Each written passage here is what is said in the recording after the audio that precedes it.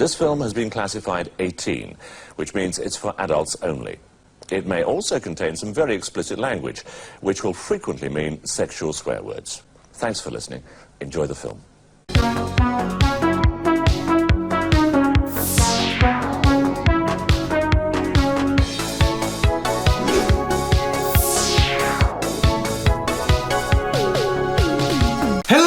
Welcome to VHS Showdown. Hello. Hi. Hello. Hi. We're here again with another blistering 80s film review and critique.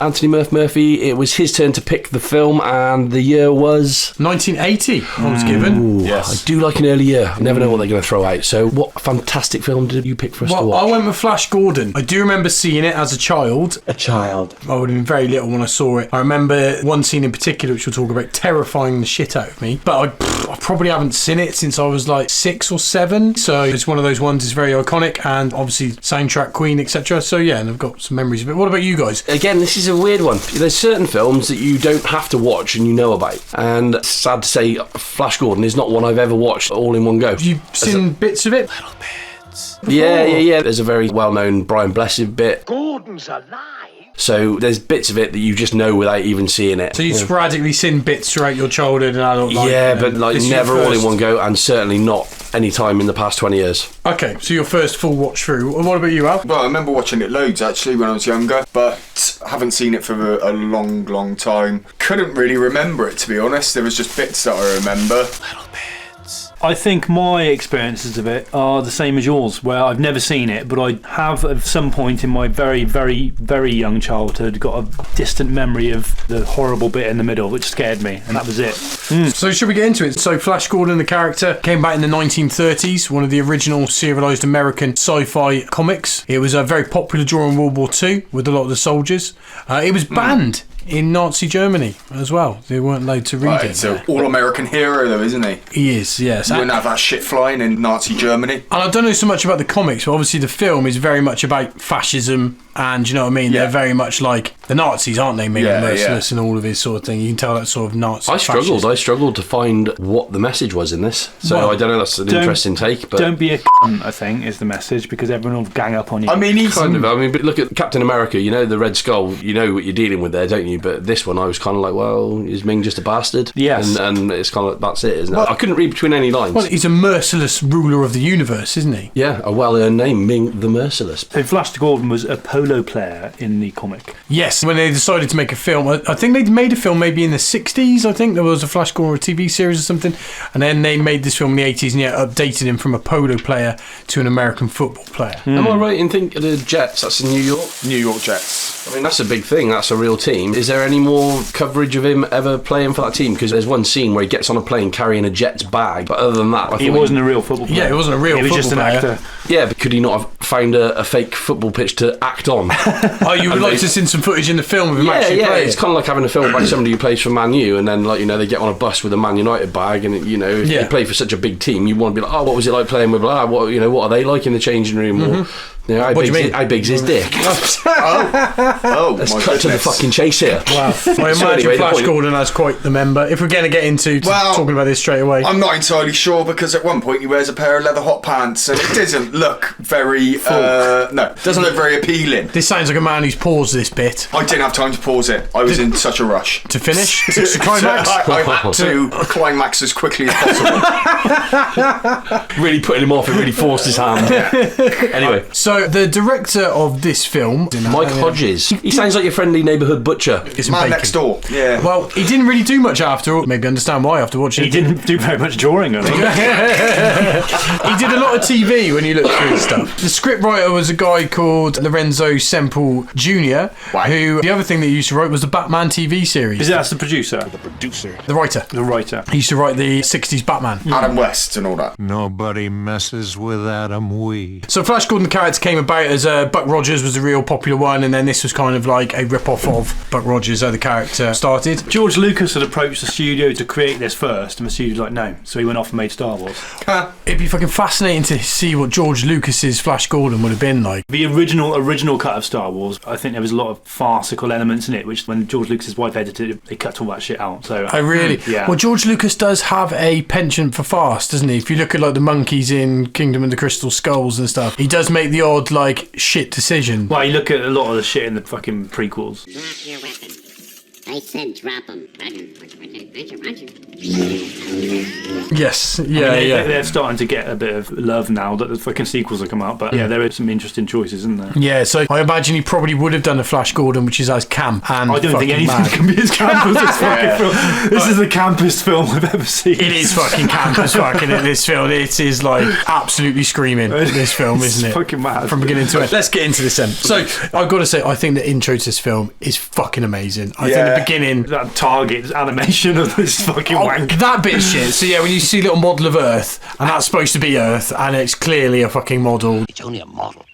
That someone's made out of wood. All the models in this are a bit The wank. special effects are fucking terrible in this film. This film had me questioning something within seconds. Was it your sanity? Which is normal. Was it your sexuality? Yeah, on top of all that, I had to deal with the fact that they see Earth, got their stupid little target pointed at it, and he's like, the inhabitants refer to it as Earth. The inhabitants refer to it as the planet Earth. This is the man from the planet Mongo. It cuts to his fucking little control panel where he's got a button that says fucking earthquake on it. I know. He's got a load of preloaded buttons, like, you know, for like hurricane, typhoon, hot hail. Hot tail. They all speak fucking English. Speak English to me, Tony. I thought this country spawned the fucking language. They're from like another universe dimension. They kind of gloss over that. They speak English. Some of How them do they? are Russian sounding though, aren't they? Well, there's lots of questionable bits, isn't it? Yeah, they clearly don't know what Earth is. He has to tell him that the inhabitants called it, but yet he's got a button on his fucking console that says it. Like, you know, so who put that there? Okay, so we do have this intro, and it does start off with this rubbish like model of Earth, and there's a target on it, and we're introduced to the voiceover of the character of Ming the Merciless, played by Max von Sydow. Does anybody recognise him from any other stuff? He's the voice of Vigo from Ghostbusters 2. Yes. Yeah. On a mountain of skulls in the castle of pain, I sat on a throne of blood. But he's the old guy in Force Awakens. And he's like, Look how old you've become. Something far worse has happened to you. He's the priest in The Exorcist. is he? Actual Max Ming. von Sydow. Yeah, the guy who plays Ming. Yeah, he's the He's priest the in The old guy who Exorcist. plays He's the older priest, isn't he? Yeah. But he's also in Game of Thrones. He's a three-eyed raven, isn't he? He's probably got the most exquisite set of eyebrows and beard Well, those in eye- the galaxy. Well manicured. Those aren't his eyebrows. That is makeup. I would hope But so. that was I good would though, hope because they I would. looked at them and I was like, they're believable. Yeah. I see worse fucking brows these days. I have seen, yeah. He looks like all villain, doesn't he, Ming the Merciless? Oh, He's, he's absolute badass. he's villainous. So to set the context, Ming is talking to his like right hand man as they're aiming at the Earth, and basically Ming has got all these buttons on his control panel. He's just talking about playing with the next planet he finds and what he's going to do to them. Yeah. And so yeah, he starts blowing shit up, doesn't he? And Yeah, and that whole concept of an alien race just fucking with humanity without us knowing, like sending us bad weather and making natural. I thought that was quite. He's trying to cool bend idea. them to his will, isn't he? That's his ultimate goal. Yes, yeah, he tries to keep us downtrodden and that. But obviously, in the beginning as well, you have the Queen soundtrack, and obviously Queen do the music for this, and the music's fucking brilliant.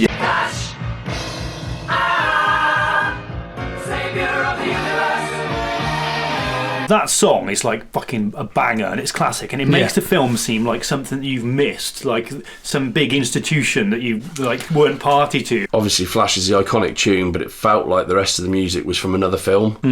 Yeah. It was very dynamic, everything, but it was also very all Brian May electric guitarist. Like just in the opening, the Flash tune, I thought that was showing your hand a bit too soon. I loved it. I thought the comic book stuff, and that, I got really fucking excited to watch this film. Loved all the music. I'm a big fan of what the music does to your mood when you're watching it, though. Well, the music makes this film better. It does, but if you look at Superman in the original movie from 1978, you have to go through about 45 minutes of all this boring build-up to him being Superman. You just want to see this guy fly, and you don't hear the dun, dun, dun, dun, dun, until that far into the film, but it makes it that much more emotional because you're like, yeah, you're actually punching the air. Like with this, I felt like that's your main hook. If they'd have done that as a battle tune, but it would have been more effective. That's a decent film, though. Whereas this, I think, needed to fucking, do you know what I mean? That was the best thing about the film, wasn't it? I think. Yeah, but when you're making it, hopefully you don't think, well, this is a pile of shit, let's put this good tune first. I get what you're saying, it's a good point. They must have been watching these back in the editing room being like, shit, put the Queen song first. Start strong. I loved all the music, even like the synthy stuff. It sounded so sort of like sci-fi. It was very 70s sci-fi. Yeah, it felt... All the tech was 70s sci-fi. I loved it, man. I loved all of that sort of stuff. Even like the look of the rockets as well. They look shit. No. I mean, special effects are shit. Yeah, the special effects, but I mean like the design aesthetic. of them. Yeah, I don't know, man. So fucking cool. Like the fucking baddest ship, like a wasp. Yeah, no, it was like steam shit. It was cool when it was like smoking and like. I don't know. It's fucking awesome. I loved how fucking batshit mad and camp. Yeah, it all was, because it was just like they didn't give a shit. Obviously, this came out after Star Wars, which is nuts when you compare how good Star Wars looks to how this terrible. Came out the same year as Empire Strikes Back. Yeah. But I did fully embrace it, and like, yeah, the designs are mad and camp and stuff, but I think it's kind of awesome as well. Even the costume. Just as somebody who never watched it as a kid, though, and you know it's such a big film with such a big following. I'm not even talking about a cult film. It is classed as like, you know, people revere this film. And watching it in its entirety, I kept thinking to myself, right, well, any minute I'm going to sort of see why it was what it was. And 1980, they could do better than a fucking cardboard cat on a lollipop stick. The beginning bit looks like the beginning of Button Moon. Yeah, but that's why it's good, though. That's what's awesome about it. But at the time, I don't think it was supposed to be awesomely crap. I think. Then they're like, look out, there's the enemy ship, and it's like clearly a painting. It's still moving. It's just still. That's why it's good. To me, yeah, that is what I loved about it. It was finally something as camp as you. Well, yeah, I thoroughly enjoyed it. You know, I think that's what I like about it. And yeah, the costumes as well, they were fucking fantastic. They looked all so good. They suited it. They are amazing. The baddies with the gold skull masks, they were fucking cool. They're like fucking actually terrifying. Yeah. There's Dorito Dorati, I think her name was, or Danito Dorati, who did the costumes. Also did the costumes for Red Sonja. Dorito. I don't think it's Dorito. I think I can't read more right. Danito, I think, or Danny Dorito. Danny Dorito. Danny DeVito made the costumes for this. And it makes sense. Went on to make the costumes for Red Sonja. So we have the intro, we have the Queen. I've got to be honest, on this bit, I was like pumped for this movie by the time that intro finished. It's hard not to listen to that Queen song without being like, it is a big fucking yes. And I was like, yeah, I'm fucking 100% on board for this. So the first scene we see Flash. I know we do get quite homoerotic on this podcast. He's 26. Is he 26? He's a handsome man, isn't he? He's a fine figure of a young man. I don't know if he is. He's not like, oh, he's on the side of his head. I think they're like, look at this handsome man, and you're like, oh yeah, he is, but he's not, is he? If he'd hung in there a few more years, didn't they make a He-Man film? Yeah, of course they did. Dolph Lundgren, yeah. Well, he would have been better, I think. A better He-Man, yeah. He's not actually blonde, though, is he? He's got dark hair. I don't think we're going to hold that against him. He hasn't been in much else, to be honest, has he? I'm fucking surprised. What's he's not great. He's been in Ted. He plays himself in Ted. Yeah. Well, he was also in Renegade. He was a part of that 90s TV series. Sam J. Jones, and he fell up with the director. They dubbed all his lines. Yeah, so hardly any of it's actually him talking. Really? He fell up with the director near the end. So that would explain why some of his lines are so shit. Yeah, it's not him saying them. Somebody overdubbed it. I'm so pleased you said that, because that's what it sounded like. It sounded like it was somebody in another room. Were you in another room when it was on? When you're talking in the sentence, things flow, don't they? If you did half the sentence and then half the sentence a minute later. And then edit them together. Yeah. Put it out as a weekly podcast. God damn, you're onto something. But yeah, you know what I mean? You could tell that his voice was off, and I thought it's either really, really shit and badly done by him, or there's something afoot here. Yeah, him and the director fell out. It's a good way as a director to really fuck someone and say, right, fuck you, pal. I'm going to edit over all your lines badly. That was the payback for the argument? Well, no, I'm not saying he did that because of the argument, but they did fall out. And Maybe they fell out because all his lines were shit. Yeah, it could have been, yeah. He refused to film anymore, so they had to get a body double in to like shoot shots where you couldn't fucking see his face. Fucking hell, really? Yeah. Okay, so we have our introduction into Flash, and obviously he's an American football player. Did anybody spot the cameo right at the beginning? Somebody who's not in the film again. The guy who shut the airplane door? No. Robbie Coltrane. Oh, fucking hell. I looked at him and thought, he looked like Robbie Coltrane, but I didn't think about it again. It's Robbie Coltrane before he became famous, yeah. So we have a little cameo from Hagrid. They get in the airplane and he meets this girl on there. Dale is the name of the girl. They meet and have a bit of a chat. Gets seriously rapey immediately. Yeah, I was going to say, let's give the nod to the usual. In this one, he gives her a good stare out. This is where it all began, 1980. He stares and that's it. This whole film is extremely sexually frustrated. Way more sexy than I remember as watching when I was a kid. I don't remember any of this. Yeah. It gets quite but they essentially fall in love on a plane journey. It's like 10 minutes. I can't wait to tell this story to my kids. Yeah. I just like, what? I'd be a little worried because it's not long after they go to Ming's palace and he's looking at another woman. She's like, "Excuse me." Yeah. Fucking hell. It's like, Christ. That got He some red flags. Got committed quick. Well, so they go on the airplane, and while they're on there, Ming and his minion, Clytus, they decide to send some hot hail rocks or whatever to Earth. Moon rocks. The one hot rock lands in a puddle and no steam comes off it and it doesn't even hiss.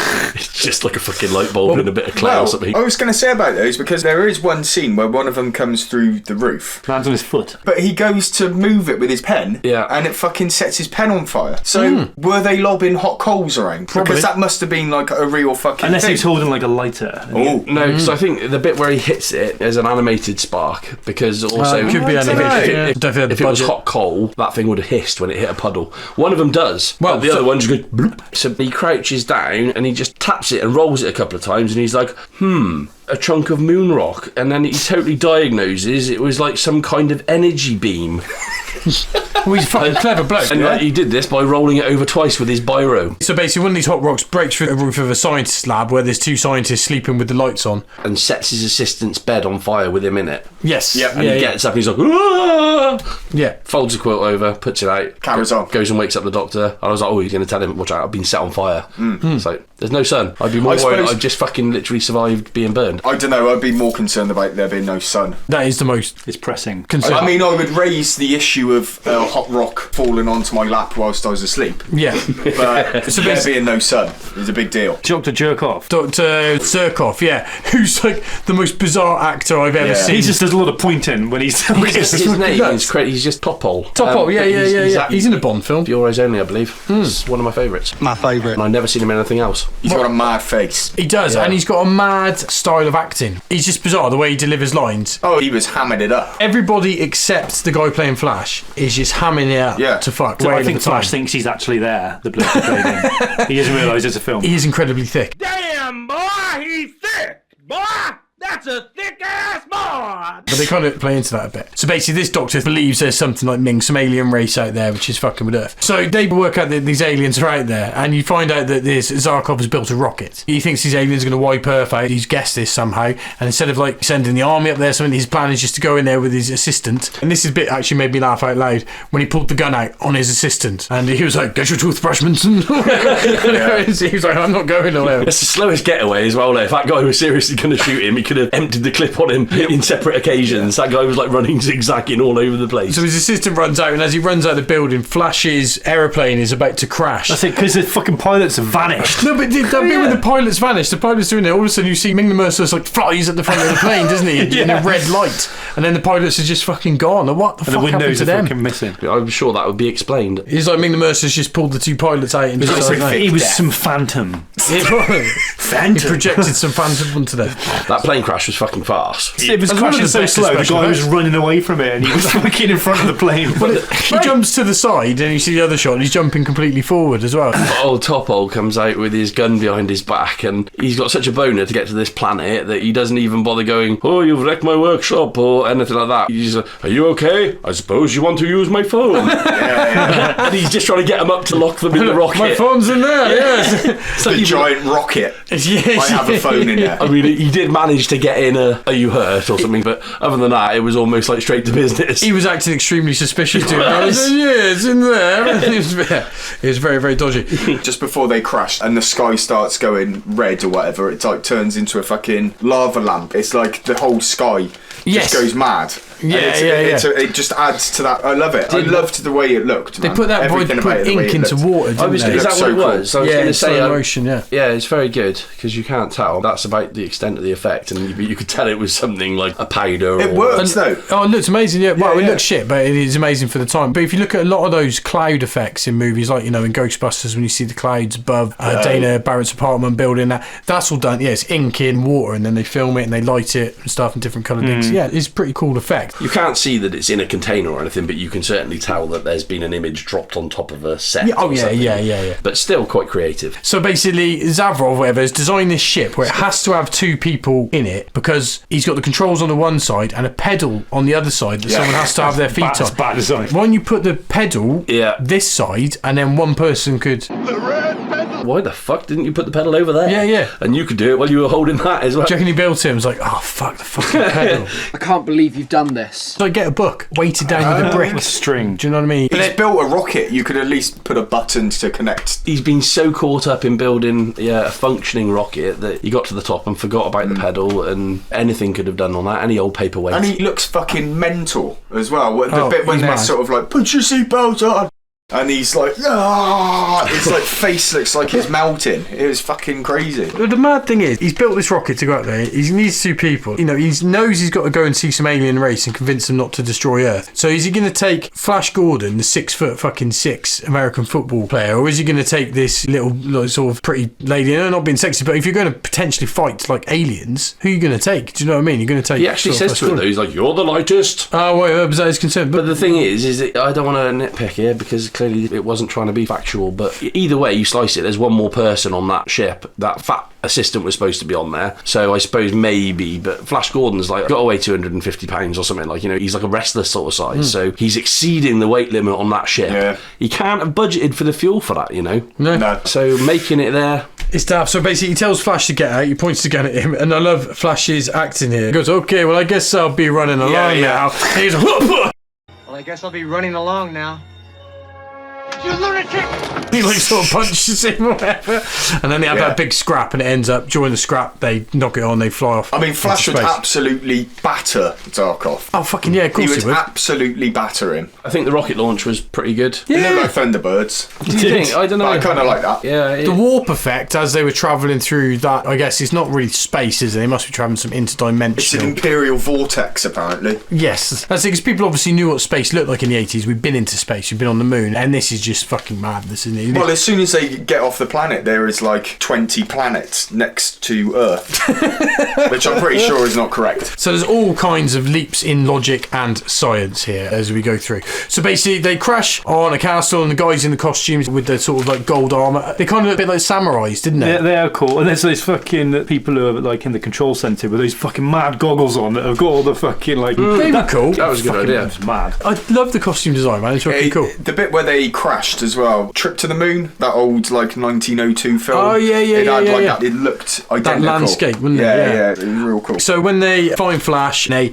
arrest him, and those hand things, laser hand, the hand shoots off, doesn't it? Iron gauntlet. This was the first of his stupid lines, though. They crash land on this ship on this oxygen-breathing, gravity-ridden planet, and he gets out and sees all these people marching towards him. He's like, "Hello, we're from Earth." Hello, we're from Earth.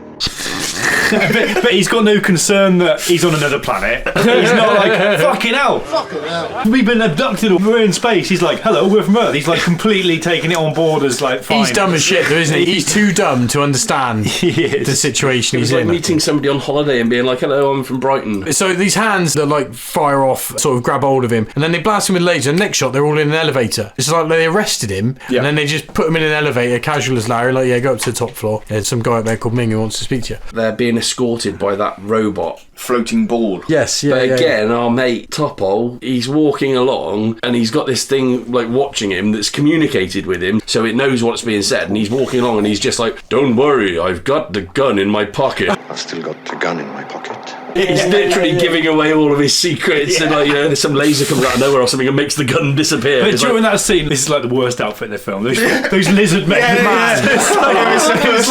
was like very, very early Doctor Who. Yeah, this is the first one. You just see him like, "Not today, lizard man," or something like that. He's trying to escape. But it's when you see him later, he's in prison, and then there's a close-up one next to him. It's like, fuck me, that's the worst costume I've ever seen in a film. It was amazing. They're awful. If your mate made that costume, you'd say that's shit. If you wore that out for Halloween, you'd be like, "Oh, that's not too bad." But like, to the pub, like, let's all be honest, it fucking looked like the inside of a vagina or something like that. I don't know about that. Wow, you've seen some real car crashes in your time, haven't you, Tom? Green.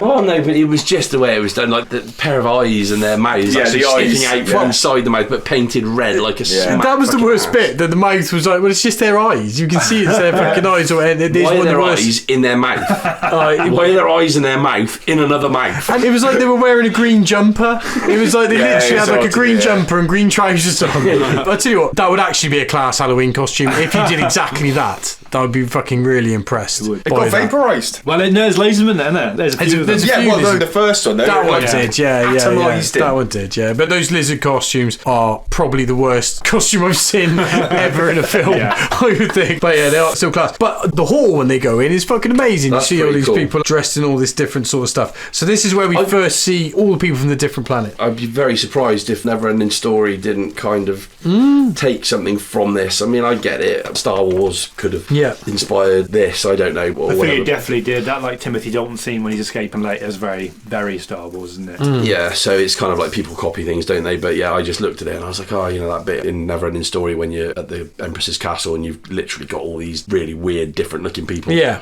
I thought that was quite good. I enjoyed that bit. A lot of small people. A lot of Ming's little daughter has people. got a pet one. Well, that's it. So I saw that and I was like, that's one of the fucking Oompa Loompas. And it was. Yeah. And it's also a fucking Ewok in Return of the Jedi. I mean... His name is Deep Roy, and he was also Mr. Soggy Bottom in Big Fish, another Tim Burton film.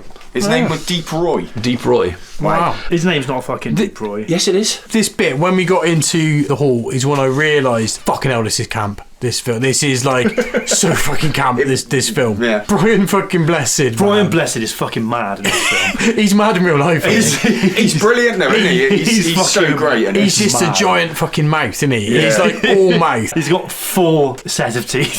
He's just laughing. He's so incredibly hairy as well. A caricaturist on a beach would feel dope. it would just a load of squiggles and a pair of eyes. It would just be beard. A great big bushy beard. I think he was wearing like furry leggings. He must have been. He's got a real bad. That was his legs. Was it his real legs? I think so. He must have had some sort of fake hair. Brian Blessed is so manly that he wears that costume with just his pants and those giant wings and he still looks really fucking manly. He's intimidating you with how butch he is. Well, I wondered. He's like a big fucking like medieval character, isn't he, Brian Blessed? It's not like he's real. It's like they picked up Henry VIII or something. Oh, he's saying mad shit. He's like a fucking gorilla in a pair of leather pants. Yeah, he's like. So yeah, we also are introduced to Timothy Dalton. Who, brilliant. Yeah, he's looking great. He'd make a fucking fantastic Robin Hood, he would have, wouldn't he? Yeah. Errol Flynn-esque, like. Love it. He's got the classic Hollywood looks of a Hollywood star. You can see why he was such a big deal. Hasn't he done a Robin Hood? He'd be fucking brilliant. That's it. I couldn't take him seriously though. No, He's fucking great in Hot Fuzz. That's the way the cookie crumbles. Yeah, but that's why I couldn't take him seriously. I never bought him as a Bond. Well, and also the guy who did fucking Robin Hood Men in Tights looked a lot like him. He's got this little pencil moustache though. Princess Bride, and he's also fucking scared of the claw. Oh, the claw's coming at you. Oh, you're scared of the claw. So we see all these people gathered around from all the different planets that are part of Ming's empire, and then we're introduced to Ming the Merciless, who comes on, and there's some guy from one of the planets paying tribute to him. Ming's like, if you want to really pay tribute to me, you would fall on your sword. And then you see the bloke's like, fuck, because he's like in front of everybody. And then you think, oh, he's going to stab himself with a sword, and then he doesn't. He goes to Ming the Merciless, but then Ming the Merciless uses his magic ring to stop him. He blasts a laser from his magic ring, which stops the blackguard from penetrating him with his blade. He tried to run him through. He did. Well, he didn't really get that close, did he? He went to act like he was about to pledge his allegiance, and then he was like, death to Ming, and he just turned around and he was like, holy fuck. He just... It's a ballsy move, because he's definitely going to be killed by one of Ming's. Yeah, I think he's dead either way. It seems like Ming's like cottoned onto some plan. He's had to overthrow him or something. Yeah, he was going to kill him anyway. They call it in the script when you have a shoot the cat moment. It's when the bad guy has to do something bad, so you know he's a bad guy, and this is where he obviously gets the sword and then runs that guy through and kills him in front of everybody. So now the audience and Flash are aware that this guy isn't to be mucked with. I mean, if you can't tell by the way he looks, if you walked in there and you saw him, I think you would instantly know that he was a bit of an arsehole. The ultimate evil-looking man. He is, and whenever he's doing something really evil, he's always drinking wine or eating like a canapé or something. He does this thing with his gloves. Oh, yeah. He always does his hand. Again, Big Trouble in Little China. It's that level of camp, isn't it, with the costume? It's not just the camp. But it's the whole, like, so Ming has decided that he wants to marry the woman that's come with Flash. But that's another point where Flash is like, oh, she's with me. Forget it, Ming. Dale's with me. Kurt Russell was originally going to be Flash Gordon as well, but he turned it down himself. Yeah. It gave me a lot of Indiana Jones vibes. I think the whole dress... A bit of Temple of Doom, I can see that, yeah. He gets that woman, then he puts her into some sort of trance, and she fucking does some sort of entranced mime. Wow, she was rubbing her titties. She was like pretended to like rub her titties and shit, real seductive. God, I missed that. No, this is all the real erotic bit. I mean, it was insinuated. He sees her and he wants to do a demonstration of his power, doesn't he? So he puts her under his spell. They film it in such a way that she stood there and he's got his hand and it's like he's jerking her off. He's like moving his hand up and down. She's like going, oh, and this is one of those, this film is way more rapey than I remember. It is very sexually charged for a sort of kids You get film. fucking Ming's daughter, Yeah. sultry and banging everyone. Yeah, I mean, she is slagging her shit about time. She's fucking everyone in the galaxy. Yeah. And she's pretty hot. She was some like Italian model. Yeah, I was very impressed with her. A lot of the women in Ming's court looked incredible with those fucking metal bikinis on and everything. Very, very risque costumes, but they all did look like Arabian fantastic. Night shit. And it's seductive. Metal clanging off their beautiful peachy thighs. What do you say? He says about that Dale, doesn't he, after he's hypnotised, like, prepare her for our pleasure. Yeah. Christ. Prepare her for our pleasure. She goes back to Flash though, and this is when he gets another one of his shit lines, and she's like, what happened? He's like, I don't know, but it was pretty sensational. I don't know, but it was pretty sensational. Pretty sensational. You see, Flash is just there thinking with his dick, isn't he? He's still not worried. He's stuck in this interdimensional fucking fascist regime. Like I said, if he'd have actually said that though, he would have known the mood or whatever. This is a guy who was put in a sound booth and said, right, say these words and this is kind of what happened. He's like, I don't know, but it was pretty sensational. It was like fucking made it sound like a porno. He's getting his rocks right off. It has definitely got a bit of porn vibes. If they haven't done a porn version, so I would be surprised. Yeah, Flesh Gordon. Flesh Gordon. I think it is, isn't it? I think that's not a porn. Is that not? Oh, it's going to be fucking super softcore. You, as the possessor of the virile force, must make love to the queen. I'll only stick it in halfway. So he's like, yeah, prepare her for our pleasure. And now Flash ain't having none of that. No. So he kicks off, and what unfolds is the worst fight scene in fucking Hollywood history. This is great. Well, he just knocks them about like they're playing American football. Yeah, he starts playing American football with them. But the thing is, right, they've already displayed that each one of these guys has got some fucking amazing technology here to make people do what they want, or he's got a hand that flies off and they got lasers and stuff. And these guys just have like a weird scrap. It's great though, they knock him down and then three of them pick him up and one of them kicks him in the nuts. It's like a fucking street brawl, but it's just like, oh! It was like reminding me of Evil Dead. It was just fucking fast, that fight. But Flash is like losing until the guy's like, quick, have this thing which is a bit like an American football. And then it's like he suddenly realises he can fight if he's holding something which is like an American football. Oh, I had no idea. I didn't make that connection at all. Because he's throwing the ball at each one of them, isn't he? I had to watch it like 4 times where Topol pulled it from, because I thought it was somebody's head. No, it was those eggs that the Birdmen were going to give to Ming, wasn't it? Right. Do you reckon they were man eggs? Do you reckon Brian Blessed shut that out? Do you reckon they lay eggs? That's what he Brian Blessed laid that himself. They were fucking little propane tanks painted, because when one hit the floor, you should have gone tong. It was like fucking just hollow fucking metal. But halfway through that fight, the bad guys who are losing go over to the like metal skeletal guy, and they're like, he's playing some sort of primitive Earth game. Do what he does. And then like these guys who have no idea what Flash is doing start to then line out in some like American football like formation, and Flash then treats it as if he's, you know, playing the fucking Super Bowl. 21, 22. It's madness. She's cheerleading. Yeah. She's cheerleading. Oh, yes, Flash. Go, Flash, go. They could vaporise you in a fucking second. It is the worst fight scene I've ever seen. There's one bit where the guard's got that little metal egg thing and he kicks it out of his hand. He just stands there for 5 seconds just fucking wondering where the ball's gone. It's like, and then he runs off and attacks somebody else, so that guard's fine. That's it, he's beaten, he fucks off. That's it. They notice Brian Blessed kind of helping him out a little bit, like he's actually doesn't really like Ming a little bit. The guy who was like next to Brian Blessed in that scene, John Hallam, he really made me laugh. He's got a great acting face. So when you're watching a film, or like a low budget film, like there's a bit later on in this film, I think, where one of the concubines gets pushed over by that Dale and she smiles.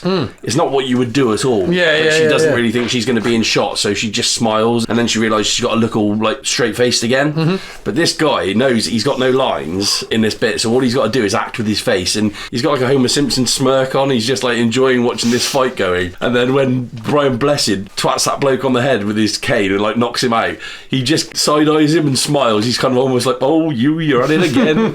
It's fucking brilliant, and it made me laugh. If Matrix was here, He'd laugh too. And he didn't say a thing. He does a brilliant job of just portraying what's happening and the mood that the Hawkmen feel about that fight. They're all quite funny, the Hawkmen, and they're also they're all old, yeah, like sort of in the sort of 60s. There's a guy as well with the fucking nose bent out of fucking shape. Did you see him? One of the Hawk guys. And for no reason whatsoever, this guy's nose looks like a backwards C. It just starts up here and then it goes out, but there's no other prosthetics on any of them. Maybe he's got a really badly broken nose. Yeah, I think that was the actor's nose. I think that's just the way he looked. Fair play. So we have the fight. Flash gets knocked out, and we establish that Ming's daughter has been sleeping. She was smooching with everybody, but specifically had been sleeping with Timothy Dalton. She's like, "I'll meet you later." And he's like, "You lying bitch!"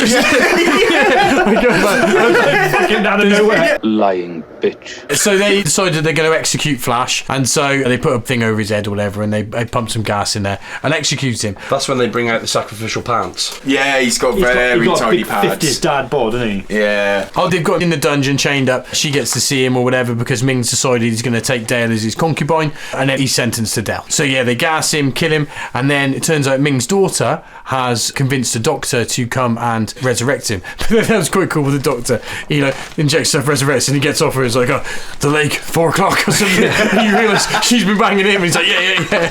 And he runs off. Why is there a mirror inside his coffin as well? And why would Ming the Merciless go to such great lengths of doing a headstone as well for Flash Gordon? Here lies Flash Gordon killed by Ming. And it's a pretty cool font as well. It's the engraving from the fucking title screen. Yeah, he went to some real trouble for just that. shoot him out into space. Being the Merciless, I think he respected Flash's fucking... Unless it was a message to the people. It's like, cool. look what I did to Flash Gordon. I think I could do it to you. I think he liked the cut of Flash's jib. I don't think anybody else knew who Flash Gordon was outside of Earth. No, not yet. Well, not even everyone on that planet would know who Flash Gordon is. Literally, nobody in that room. He probably had a few quid, didn't he, Ming? I imagine he's amassed a bit of his fortune, so he probably didn't. But he's got a T-shirt on that says Flash. Yeah. But they knocked that headstone up super quick. They did. They got future tech, haven't they? But the laser cutting would have been nothing. Later on, there's a big banner that appears of the woman, and she's only been there less than 10 hours. Who in the good God has gone to the effort of taking that photo and then putting it onto a banner and making that banner made? I reckon on that planet it'd be pretty easy. You can knock that together in 5 minutes, all right? Well, where did they get the photo from? Well, with that camera. Well, hey, they took it themselves now. But I'm not having it. She's wearing the clothes that she puts on there, so they clearly took it. Yeah, but they must have taken that picture within the last 20 minutes. Yeah, well, and got it printed onto a banner. They're like, quick, hurry up! They're coming back. Get this fucking picture up. So it turns out that Ming's daughter is trying to get Flash out because trying to get Flash off. She's trying to take Flash to some pleasure fucking thing that she's done because she is she's horny, isn't she? She's all over him. She is, and she's extremely attractive Italian model. And Flash is so fucking stupid that he doesn't really take advantage of this. They're flying off, they're escaping the plane, and she's getting on him, and he's thinking, I'm so turned on. Oh my God, this girl's really turning me on. I didn't quite get that. Think it again. Yeah. He's thinking that. He's thinking of that. If you were in that situation, you would be at it in that fucking ship, wouldn't you? Do you know what I mean? She's laying it on pretty thick. But what we haven't mentioned is that while he's taking that, there is some futuristic form of telepathic communication. It involves putting your head in sort of one of those old 80s hair. But also it's like a phone. Yes. Yeah. You just think to somebody else and then you can hear their thoughts. So he ends up having this 3-way conversation where he's like, oh, I'm so turned on. And then the woman who he's thinking to is like, what did you say? Yeah. Like, oh, don't answer. That was quite funny, that bit, I thought. He says over. Are you okay? Over? Over in his head. Do you hear me? Over. It's not a CV radio, man. I don't think he is. It's fucking crazy. One of the director's big regrets of this was the fact that it never decided whether it was a comedy or whether it was serious, and they flipped through the whole way. It's not a comedy. And a load of it's improvised as well. He said that after they should have made the decision, and it shouldn't have been played as comedic as it was. They should have taken it a bit more seriously, is what he sort of thought. Because some bits are funny, some bits aren't. And there was a scene before this though, which I actually found quite dark, and it was the bit with Zoltar when you see that Ming's going to erase his mind. Yeah. And actually, I thought the flashback for that. He accidentally killed his wife, or did he mean to kill his wife? And he was a Nazi as well, was he? Or his parents were Nazis or something? I think he was Jewish, and that he was escaping World War II. But that was the weird bit. I thought the way it was filmed, it was all sort of handheld and a bit like it was done on 16mm or something. At the end, pretty cool. On the credits, there was a bit called the Zarkov Brain Drain, and it had its own director called Dennis Possel. Oh, did it? You said it was filmed very differently. But yeah, there's a little subplot in there where 2 blokes throw his wife into a pool. Yeah. And then he gets her out. And that was like, she's dead. No, she's dead, yeah. What happened there? I thought she jumped. It looked like she jumped. No, two guys grab her and throw. Because I had to rewind it. But it looks like they're all messing around. It's like an accident or something. But there's loads of people there, and it's just a pool that's probably about 5 foot deep. Yeah, left to drown. Because you see the person fall in the pool or whatever, and then the next scene is a coffin, isn't it? So you know they've died. I thought to myself, well, fucking hell. She wasn't out at sea on her own. I know. She could have been rescued there. I don't know how she died. It was Maybe very a shock. But I found that whole actual mine bit a bit dark, actually. Scary. It did. Ming does like Hitler as well, in there, doesn't he? He's like, oh, that guy had potential. Yeah, which was like kind of laying on, obviously the similarities between sort of fascism and Ming's regime that he runs there. In which case, I just need to insert Flash's third shit line is when Aura, Ming's daughter, brings him back with the injection from another Acme-sized needle. Yeah. A bit unnecessary. Great sound effects, though. Yeah, that was alright. Oh, there are parts of it I like. She's like, you're back from the dead. And he's like, my God, how? My God! How? Do you know what I mean? He's just come back from being dead, and I get it. It's probably actually what you would want to know, but again, that bloke in the sound booth, very obvious. Then we see the whole scene with Dale, and she's like going to be Ming's concubine, and she's given this sort of drink, which makes you maybe feel a bit like, ooh. From the galaxy of pleasure. Yes. It has no name. Yeah, and she drinks a load of it and gives herself a headache. And then she has one of the sort of assistants come in, and she's like, oh, have a bit of this. Gets her really drunk until she passes out and then escapes. Yeah. Now, when she escapes, all of a sudden, this woman who's like not shown any martial arts prowess or anything, all of a sudden becomes a fucking badass. And she's like doing flips something. No, I don't think you did. She literally does like almost like a Matrix move where she like cartwheels onto a fucking gun and then shoots these guys. These guards though are fucking dumb as shit. Yeah. I don't think they can see through their Always masks. they're like automaton or something, and they're just so fucking useless. They are fucking stupid, but they look just like there's something from Mario 2 that they look exactly like. The snippets from Mario 2. They look exactly like those. I thought it was like Imperial Guards. I was going to say, there was something from Empire Strikes Back, I think, or something. I remember I used to have one of those guards. I've never seen the film with them in since, but they've got like red and black capes and the big red long helmet. Big red long helmet. So she manages to kick everyone's ass, and then the next thing we see the tree set where they go down to the tree planet. It looks like Ewok Village, doesn't it? It does, I thought it was actually pretty cool, the whole sort of tree set stuff. And then obviously we get a cameo in this bit from Richard O'Brien. Which is cool to see him there. But Flash packing, I'm not sure if he's packing, but when Richard O'Brien stands up, he's wearing like these silk shorts or something, and there's definite movement in there. Oh. You were looking at the junk in his trunk, were you? I couldn't help it. I couldn't help it. It was moving. Well, it's like, independently from his body. Everybody will be able to see what I mean if they've watched it, or maybe Lee will be good enough to find a clip of it now. Well, I have to, won't I? There's been a lot of crotch staring in this one. Crotch watch. Then we're introduced to the thing which is my memory of the movie and is what terrified me as a kid, is this fucking tree stump thing with the holes in. And we see a little scene of it where there's a initiation and a young lad has to put his hand in. So, I mean, their tribe must be not that big if they're losing like a quarter of their number once a week or something. Yes. You get to like 18 and then you might die. Yeah, get all that time invested and then fucking some tree stump beastie that looks like it was a painted green sock with a hand inside it, I think, just opening and closing and then making a weird like... It was like breathing, you could see it. I like the way that as well Timothy Dalton's like asking that guy, to prove himself, and then he says like, kill me now rather than going mad, and he's like, I will, and he like very nobly kills this guy. Yeah. And then the bird turns up and he's like, prepare a feast! He's straight over his mate, like he ain't bothered about that. He's kind of like, I'm going to get my leg over here. So he's a bit of a cad in this, Timothy Dalton, isn't he? They set up his character as being a bit of a cold-hearted bastard. Then we cut back to see the Doc. So you think he's been then reprogrammed to be a member of the sort of fascist regime that Ming runs. They think that he's convinced Dale that he's still normal and that he's going to take her off and he's working as a spy for Ming. But it turns out he'd actually tricked the mind-wiping device by thinking of memories and reciting Shakespeare. And the Beatles. And the Beatles, yes. Harry knew that would work. And it's kind of weird, they kind of like made that whole bit sort of pointless, really, because there was no connection or payoff or anything. Yeah, well, I did flesh out his character a bit, I guess. A bit with his backstory, I guess. It raised more questions, I think, than answers. Then they're chased by the Hawkmen, sort of flying after them, and that special effects are terrible, but also amazing. Yeah, that amazing, like, sky thing going on as well. Yes, and I think it's around this time in the film where we have the classic line, Gordon's alive! Yeah. Gordon's alive! Which is obviously probably the most quoted line from this film. My first experience of that was him shouting it on the Chris Moyle show, like they had him on as a guest, and he did it in a very different way. So for years I've always thought that it used to just be more like, Gordon's alive, like more defiant rather than the question. When I watched it last night, I was, it's a little underwhelmed. Yeah, so I think there's actually more quotable lines from this film than that one, which is sort of funnier. So then we get the actual hand in the trunk scene because Flash needs to come up with a way to win Timothy Dalton over. So he does this sort of initiation to kind of win his respect sort of thing, or his challenge or whatever. So, and this was a scene that used to fucking terrify me. I always used to shit my pants. This was up there with some of the most terrifying things that I'd ever seen as a child. So obviously they put their hand in there. Flash pretends that he's been stung, but he hasn't really. A ruse. I don't appreciate your ruse, man. It was a clever ruse. And then he like jumps out of the sort of thingy and Timothy Dalton goes after him, doesn't Into quicksand. Fourth shit line, when he pretends to get bitten and Baron, who's Timothy Dalton, goes up to him, he pulls his hand out, he goes, tricked you, Baron! Tricked you, Baron!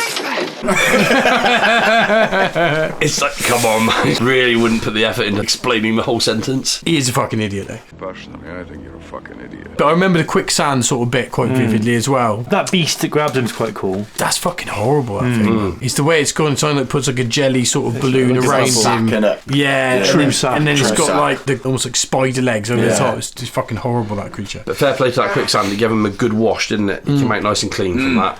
He did, he was completely clean. And that's probably one of the better special effects, I think, is that thing in there agree. of the whole sort of movie. Practical effect. Yeah, exactly. And it's a good one. So we had the trial by combat. That was cool, the little tilt table with the spikes. Yeah. That was one of the best fight scenes as well. It was quite well choreographed as well, because obviously there was no real proper steel spikes in that thing, but they never touch them. Yes. When he falls down and when he gets up, their feet are in the right place. Yeah, so this big thing, if you haven't seen the film, it's like a giant plate. And if you haven't seen the film, you're just pointless fucking listening to this, really, isn't it? This might be the one that gets you into it.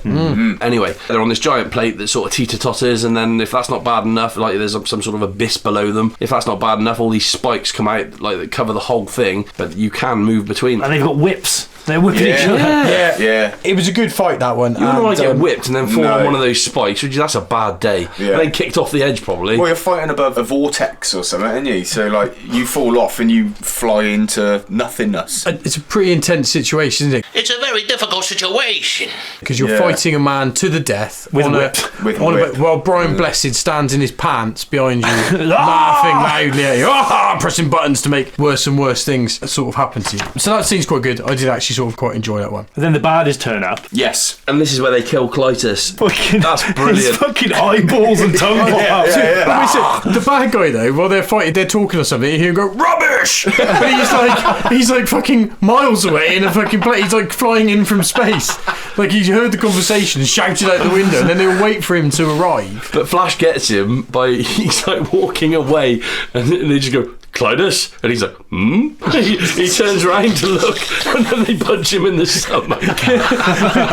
He's like, oh! And then he fucking like picks him up and runs him towards the teeter-totter and throws him onto the spikes. But it's such a fucking shit ending for such a powerful Don, like, you know. He was quite a good character throughout the film. He was one of the better actors. I think him and Ming are actually fucking really good. Does anybody know from the comic or whatever what the story is with his mask then? Because I thought it was a robot, but he doesn't exist in the comics, that character. You can see his mouth and everything. At some points when he's getting really angry in the background, he's like rah, rah, opening his mouth wider. You can see his actual part of his face. I thought it was a bit like Doctor Doom when he had like a mask on top. Well, he's not human, is he? If his eyes and tongue popped up, they all melted, didn't they? Because that other bird, she melts into black goo. Yeah. So I think it's just let's put a special effect in here and have that. I mean, it's cool the way the eyes came out. Yeah, it was like, fucking hell.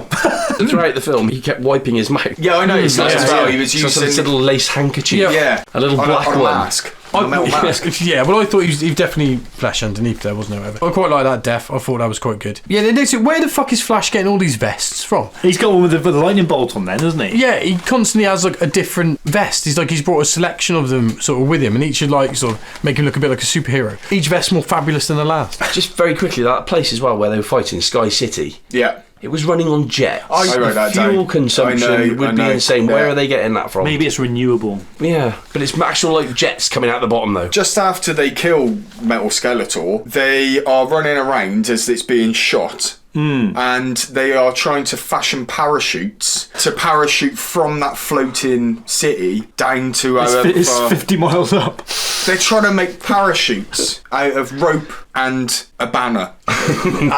Well, it's like the guy said, though, you reach terminal velocity in a matter of a few hundred feet, so you're never going to go any faster. Yeah, but I mean, it's just not going to work. Well, it never even got off the ground, quite literally, did it? It didn't. I mean, there was only one thing they were making. There was 4 of them to go down, so that was fucked from the beginning. So Brian Blessed runs away. He's like, I don't want part of this. Well, all of the Hawk people, they're left on there. And then Ming the Merciless turns up to offer out an olive branch to Flash. And he offers him a kingdom. He's like, yes, I like you, Flash. You can have a whole kingdom. But what has Flash done to earn this? He's defied him. What has Ming the Merciless got on his head during this scene as well is the question. Some black skull cap. Yeah, but it's got sideburns. It's got plastic sideburns, and it's the headwear is fucked all around it because his wife to be is also wearing something. It looked like those happy birthday crowns that you wear. Just says happy birthday across the front. It's basically that cardboard happy birthday on a headband. And as soon as I saw her, that's what I thought. Yeah, he wears it well as well. But yeah, does anybody? But it looks like it's been painted on. I couldn't understand why he was offering him this kingdom though, because all he's done is he turned up to his planet, had a shit fight with a load of his guards, got killed, his daughter resurrected him, and then he's just turned up and fucking threw his mate on some spikes. It's like he doesn't deserve to rule a planet. That kind of epitomises this film. He can feel it coming though, can't he? Ooh. That's the thing. Ming knows he's in trouble because Flash is like building up a resistance against him. He's like getting a force together. Is he a force to be reckoned with? He bloody is. Well, at the beginning, old Zakov or whatever says, they're ripe for a revolution or something like that, which is quite a thing. But turning up on a planet and just thinking that you could start a revolution when you're on there for a couple. They've got 14 hours. They've got to start a fucking revolution in 14 hours. Well, that's it. This all takes place in the 14 hours. As if it's not even a fucking day. The Flash has been through all this. Which takes me back to those banners, Murph. Why did they print the banners? I think when you put it into the 14-hour context, I think that's a shift for you on a Saturday. That's it. You know what I mean? From beginning to end. Imagine all he's gone through. Yeah, he's gone through less than Ash from Evil Dead, I reckon. Well, I think he's gone through more in a shortest period of time. He's been across the universe. He's been to different planets. Do you know what I mean? Anyway, he says no to Ming, and then Ming's like, I'm going to leave you on here to die. And then Flash steals a space jet ski. Space bike, yeah. One little bit as well, because it's Ming's daughter's getting tortured, right? And he mentions something. It's like, there's something worse. But you never see him. No. Have you got a loose worm? Yes. At the time, I was thinking like the Star Trek thing with the man. That's what I thought. Yeah. This would be interesting. I wonder if that's somewhere an influence for them. But like you said, never happened. Weird. So the next thing you see, some of the people back on Ming's planets, they're talking, and they're all talking into old 50s microphones. Yes, so it's like human microphone. That's lazy. Yeah. They got so much like future tech, and then they're talking into that. So Flash flies up through some cloud. It's a trap base. And on the other side of the clouds, you've got all of Brian Blessed's sort of guys. His army of Hawkmen. His army, yeah. Just as this is going on, they cut to a scene with Dale talking to some of the female slaves. They put his daughter in the same cell. Yeah. And they have a pillow fight, basically, like, I can't trust you. Oh, yes, you can. I do all this sort of stuff. And then she starts to cry, and then she gives Dale this potion to give to Ming. And apparently, Ming likes to drink a power potion every time he makes love. A power potion? Yes. Is that like a Viagra? Viagra? Well, I don't know. It's some form of potion. But his daughter was like, put this into his drink before he has his way with you. So you got Brian Blessed, and he convinces them all to attack, and I think this is where he says, you want to live forever? And then he's like, dive! Dive! Dive! That's fucking mad. At the very last minute, that tune is saved from becoming the Airwolf theme tune. Yeah, sounds so Airwolf. Yeah. They're all flying, but their wings aren't moving, or they're barely moving. Yeah. They're not flapping. Flapping is incidental. They're riding the warm air. Is that what you reckon? Yeah, the thermals. Oh, the thermals. I think the laws of physics and reality bear no relation to the Flash Gordon universe, do they? Some big thermals to hold Brian Blessed in the air. Oh my god. So while all this is going on, Timothy Dalton's going through fucking Ming's ship, and this is my favourite line in the whole film. Freeze, you bloody bastards! It's amazing! Freeze, the bloody bastards! It's amazing. Hang on, there's another bit when fucking Flash Gordon is with Brian Blessed, and Flash Gordon's like, I'm going to go and save the day. He's like, you impetuous boy! Impetuous boy! I fucking would love to fucking go for a beer with Brian Blessed. It would be intense, but it would be a great afternoon, I think. And you imagine him saying, ooh, impetuous boy, and all that sort of stuff. It's great. Yeah, the Hawkmen fighting all of the guys on that ship. And obviously the Hawkmen are getting shot, aren't they? They get annihilated. And they're like spiralling down through whatever it is. But there was one great one where a guy, Brian Blessed, actually pushes him off the wing, and it's the guy who sort of spirals down. It's amazing.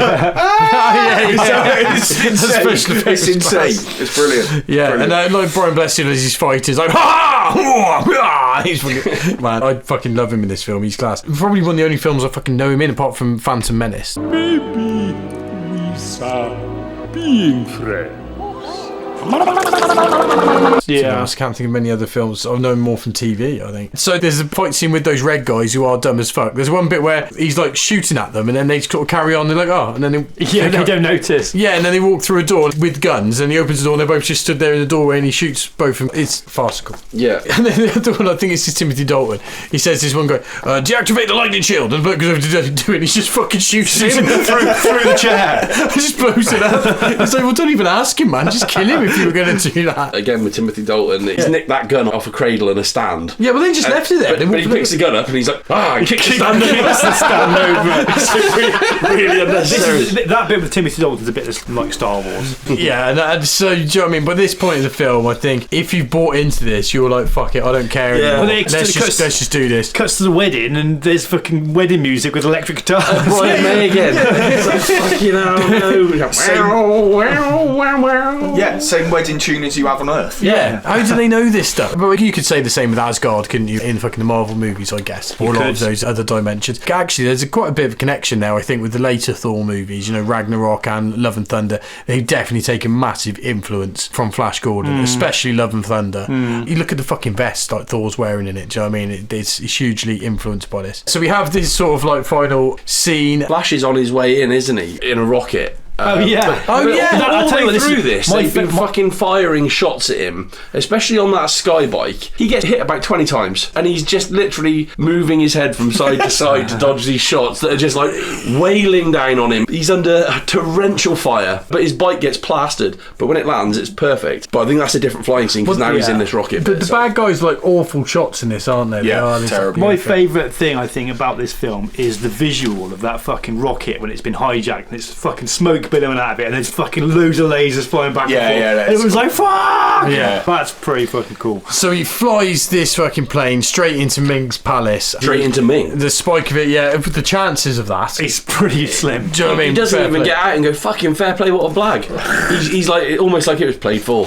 Yeah. Like, 12 hours before, this guy was on fucking Earth. Do you know what I mean? And he's now flying this spaceship. Like, yeah, so he stabs Ming. That was quite a good special effect when Ming sort of pulls himself off. It is good. You see all the green slime on the shaft of the thing that had penetrated him. So yeah, he pulls himself off, and then fucking Ming vanishes, doesn't he? Yeah. Well, no, he kills himself, doesn't he? Wow. Well, there was room for a sequel, wasn't there? But he vanishes himself, doesn't he? Because he's like, you can't take my life. No, yeah, that's the thing. He makes a big deal out of it. He said, no human can say whether I live or die or whatever. And then he dies. He turns the ring on himself, and he potentially kills himself. I did want to know whose hand is that. Well, it's his laughter at the end, isn't it?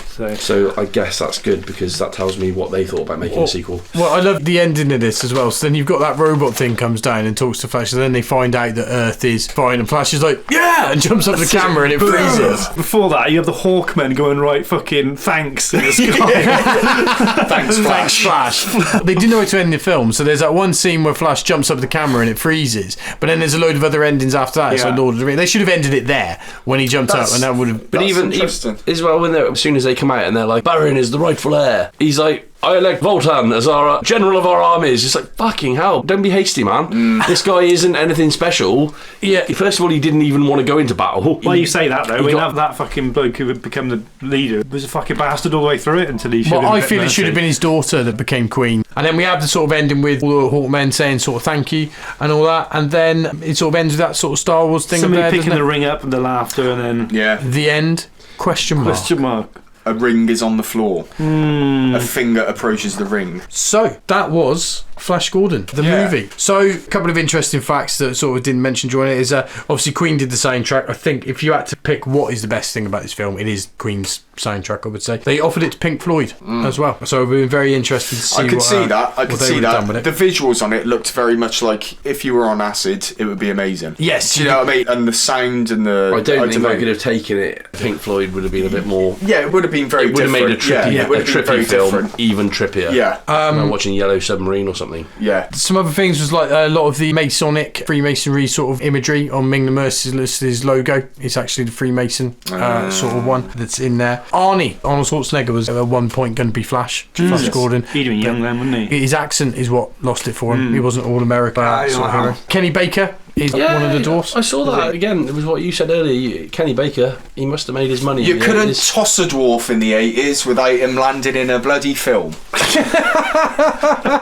Or little person, I should say. Every little person was in, or Willow, I guess would be one of the other ones. There's plenty of work in the 80s back when practical effects were a thing. Well, speaking of which, only going off the credits, they had 7 people on effects. Did they? Looks like less. They had 1 scenic artist. Wow. I'd say they did a great job. I think the scenery, the best things in this film are the music, the costumes, and I think it's the scenery. And if you're just going to embrace the fact it's a shit B movie, I think some of the special effects. One of the special effects I didn't mention, when they pulled the fucking goggles off that guy, there was little wires coming out of his head. That was cool. That was cool. I was surprised to find out that it was made all over here. Was it made in the UK? It was filmed at Twickenham Studios in Shepperton and EMI Studios. It was filmed on the Isle of Skye and Brooklands Industrial Park. Well, that's interesting because you've got like Brian Blessed in there, you've got Timothy Dalton in there. I mean, like, I know it's only 2 English people. Robert Coltrane. Yeah.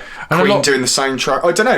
Yeah, and a lot of the other actors, even Max von Sydow, that they're all based in London. Yeah. Do you know what I mean? They're all acting in plays and a lot of TV at the time. So yeah, I think it does feel quite British. I would say more so than American. It feels like Doctor Who. Yes, it does. Yes, that's exactly what it feels like, isn't it? It's got that sort of. That's the level. It put it in context a bit more. Well, it flopped as well, didn't it? At the box office. How much was it to make? The budget was between 20 and 27 million. Oh fuck, Jesus Christ! And they took 46.5 million. Well, that's double its money. Wasn't too bad. That's a lot of money, isn't it? You think though, having seen Star Wars, I'm sure they would have seen Star Wars. Would have been like, man, we got to look at these special effects and perhaps make them a little better. Yeah, I mean the practical effects were okay. I thought the costumes were great, apart from Lizardmen. I thought that the sort of stuff that made it look bad actually made it look good. As in, I think it stuck to that sort of 50s sort of sci-fi sort of thing that they had going. Barbarella kind of. Yeah, and I think they did that. I think they did that quite well. Again, going through my little credit notes, there was a character called Hedonia. I don't know who that was, but they were played by Bobby Brown. Bobby Brown, the infamous fingerer. A lot of people as well in the credits had just one name. Don't know what that was about. But the Sand Moon Girls with Kathy Markey, Kathy September, that was normal. And then you had Sophie, and then the Scytherian Girls, Rosanna, Romine, Magda, Shaka, Lindy, Viva, and my favourite, Sneh. Sneh. Well then, so scores. I kind of went into this with no expectations really, just watching something I hadn't seen since a kid, and it is a bit shit in places. It is ridiculous. It is like the special effects are bad in places, the performances are terrible in places, the lines are ridiculous, but it gets away with it all. And I think it is like really, really enjoyable to watch if you just embrace it. The fact that this is just ridiculously camp 80s sci-fi film, and if you just don't care about any of that and you just enjoy it for what it is, I think you can get loads of enjoyment at it. I would definitely watch it again. I think there's loads of quotable lines from it. Yeah, I did actually really enjoy it. So I'm going to give it 8 out of 10. Fucking hell. Yeah. And I know it's shit, but I enjoyed it. I thoroughly enjoyed it a lot more than a lot of the other films we've seen. Well, I'm going to just say that I agree with a lot of what you said. Now, this is a film I never watched really properly when I was a kid, so there's some films, like Lee proved it last week with Karate Kid, he gave that a good score, so it proves you can watch a film that the rest of us saw when we were very young. But with this one, I just can't get on with it. I tried. It is watchable once for me. It does get to the point where it's so farcical that you give up on it being a normal storyline. You're cool, like, right, okay, what you got? Like, because it's just farce and you can enjoy it if you accept that. Would I watch it again? No, I'm not really bothered at all. The acting was very average. The sets I gave the higher end. I thought the sets were okay, but they were made obvious by a poor backdrop. The music was obviously good, and the special effects, things like the lasers and that, really, again, not really sold. I think they were capable of more even in 1980. So for me, it's a 5. Cool. Ow.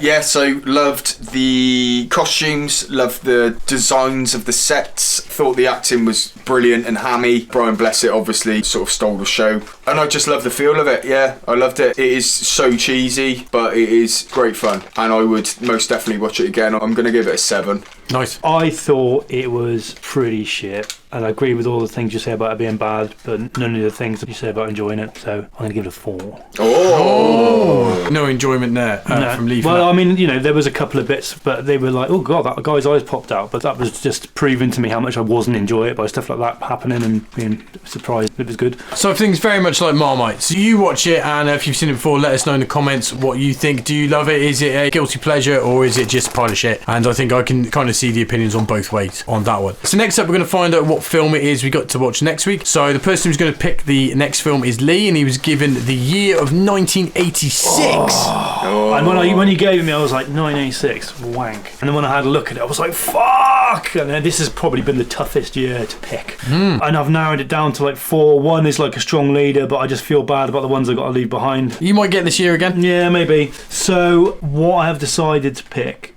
is Transformers the movie.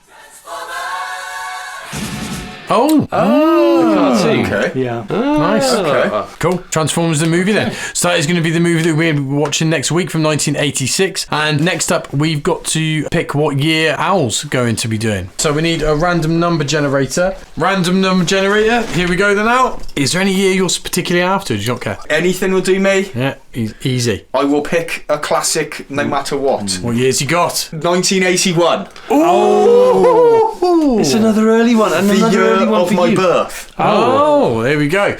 All right then, guys. So next week we'll be back to watch Transformers the movie and also find out what film the Owls picks. Let us know what you think about Flash Gordon. And thank you very much. Thank you. Fantastic. Goodbye.